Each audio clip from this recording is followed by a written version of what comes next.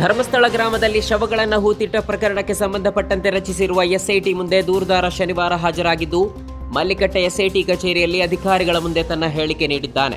SIT ಅಧಿಕಾರಿಗಳು ಸತತ 6 ಗಂಟೆಗಳ ಕಾಲ ವಿಚಾರಣೆ ನಡೆಸಿದ್ದು ಈಗಲೂ ಮುಂದುವರೆದಿದೆ. ಬಿಹಾರದಲ್ಲಿ ಹೆಚ್ಚುತ್ತಿರುವ ಅಪರಾಧ ಪ್ರಕರಣಗಳ ಬಗ್ಗೆ ಕೇಂದ್ರ ಸಚಿವ ಚಿರಾಗ್ ಪಾಸ್ವಾನ್ ತೀವ್ರ ಆತಂಕ ವ್ಯಕ್ತಪಡಿಸಿದ್ದು, ನಿತೀಶ್ ಕುಮಾರ್ ನೇತೃತ್ವದ ರಾಜ್ಯ ಸರ್ಕಾರದ ವಿರುದ್ಧ ಶನಿವಾರ ತೀವ್ರ ವಾಗ್ದಾಳಿ ನಡೆಸಿದ್ದಾರೆ. ರಾಜ್ಯದಲ್ಲಿ ಅಪರಾಧ ನಿಯಂತ್ರಣಕ್ಕೆ ಬಾರದೇ ಇರುವುದಕ್ಕೆ ಅಸಮಾಧಾನ ವ್ಯಕ್ತಪಡಿಸಿದ ಅವರು, ಇಂತಹ ಸರ್ಕಾರಕ್ಕೆ ಬೆಂಬಲ ನೀಡಬೇಕಿರುವುದು ದುಃಖಕರ ಎಂದು ಹೇಳಿದ್ದಾರೆ. ಕುಖ್ಯಾತ ಅಪರಾಧಿ ಗೋವಿಂದಚಾಮಿ ಜೈಲಿನಿಂದ ಪರಾರಿಯಾಗಿ ಮತ್ತೆ ಸಿಕ್ಕಿಬಿದ್ದಿರುವ ಘಟನೆಗೆ ಸಂಬಂಧಪಟ್ಟಂತೆ ಕೇರಳ ಸರ್ಕಾರ ಮಹತ್ವದ ಹೆಜ್ಜೆಯನ್ನಿಟ್ಟಿದೆ.